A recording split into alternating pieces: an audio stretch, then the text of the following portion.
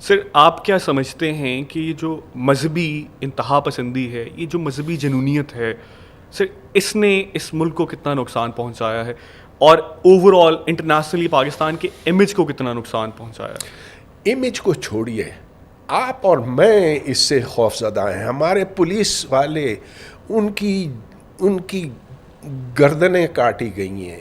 وہ بیچارے جب نماز پڑھنے کے لیے مسجد میں گئے، ان میں سے 100 کو مار دیا گیا. اور کس نے مارا؟ وہ جو مذہبی جنونی ہے. اب ایسا کیوں ہوا اور کیوں ایسے ہے کہ ان مذہبی جنونیوں کے خلاف پبلک اٹھ نہیں کھڑی ہوتی؟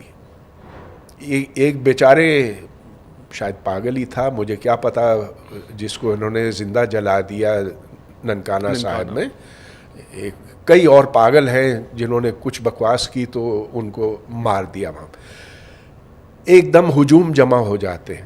لیکن جب ہمارے پولیس والوں کو، ہمارے فوجیوں کو یوں نشانہ بنایا جاتا تو پبلک کی طرف سے خاموشی. کیوں؟ آپ بتائیں کیوں؟ چلیے اگر آپ نہیں بتاتے میں بتاتا ہوں. اس لیے کہ پاکستان کے لوگوں میں وہ چیز بھر دی گئی ہے ان کے دماغوں میں کہ جو بھی اسلام کے لیے لڑ رہا ہے وہ برا نہیں ہو سکتا. ارے بھائی، یہ کیسا اسلام ہے ان کا کہ یہ ہمارے اپنے لوگوں کو مار رہے ہیں، ہمارے بچیوں کے اسکولوں کو بم سے اڑا رہے ہیں. ہمارے جو لوگ ہیں، فوجی ہیں، پولیس والے ہیں، ان کے لیے آپ کا دل نہیں دکھتا؟ اب وہ کہتے ہیں کہ ہاں بری بات تو ہے مگر یہ شاید بھٹکے ہوئے ہیں. آخر یہ برا نہیں سمجھتے، برا نہیں چاہتے. میں کہتا ہوں یہ برا چاہتے ہیں، کیونکہ جو بھی اپنے آپ کو اوروں کے اوپر مسلط کرتا ہے وہ برا کرتا ہے. اور یہ ہمارے دشمن ہیں، ان کے خلاف اب ہمیں صف آرا ہونا ہے.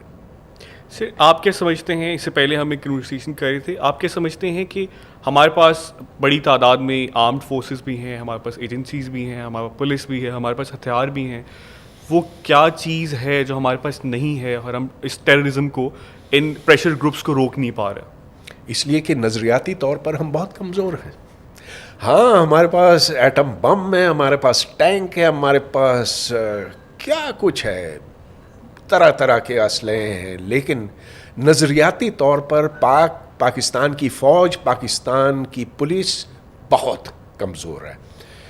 وہ اس لیے کہ انہیں پتہ نہیں کہ وہ کس چیز کے لیے لڑ رہے ہیں. آخر جو وہ تحریک طالبان والے ہیں وہ کہتے ہیں ہم ایک ہی چیز کے لیے لڑ رہے ہیں کہ یہاں پر شریعت کا نفاذ ہو.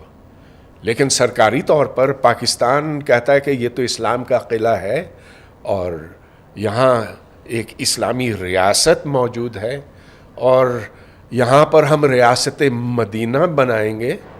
تو ریاست مدینہ ظاہر ہے کہ ایک شرعی ریاست ہوتی ہے. تو اب ٹی ٹی پی والے کہتے ہیں کہ ہم تو صرف آپ کی مدد کر رہے ہیں اس کو شرعی ریاست بنانے میں. اس لیے اب چونکہ فوج اور پولیس کے پاس اس کا کوئی جواب نہیں، اس لیے وہ منظم ہو کے لڑ نہیں پاتے ہیں. اور اسی لیے ان کے صفوں کے بیچ میں ایسے مخبر ہیں، ایسے ٹی ٹی پی کے ہمدرد ہیں، اور وہ اندر سے پھر فوج اور پولیس کو نقصان پہنچاتے ہیں. تو میں یہی عرض کر رہا ہوں کہ شاید ڈنڈے ہمارے پاس بہت ہیں، اسلحہ بہت ہے، لیکن نظریاتی طور پر ہم بہت بہت کمزور ہیں، بہت پیچھے. بالکل درست ہے. Sir coming back to my last question, sir مفتیٰ صاحب کے ساتھ آپ کی ایک نشست رہی جو سوشل میڈیا پہ کافی وائرل ہوئی، اور اس وقت جو ملک کے معاشی حالات ہیں، کیونکہ آپ کی نشست ہوئی تو میں پوچھنا چاہوں گا مفتیٰ صاحب کے پاس کوئی اس ساری جو پاکستان کی فائنینشیل سچویشن ہے اس کا کوئی حل تھا ان کے پاس؟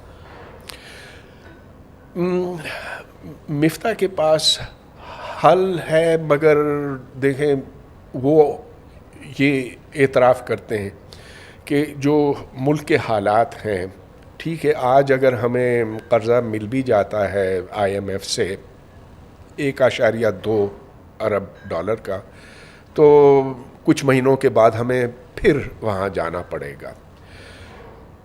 एक बड़ी मज़े की बात, हम IMF से 1.2 बिलियन डॉलर्स का कर्जा मांग रहे हैं, जबकि इंडिया में जो गौतम अदानी है, सरमायादार है, उसका नुकसान हुआ है 110 बिलियन डॉलर्स का.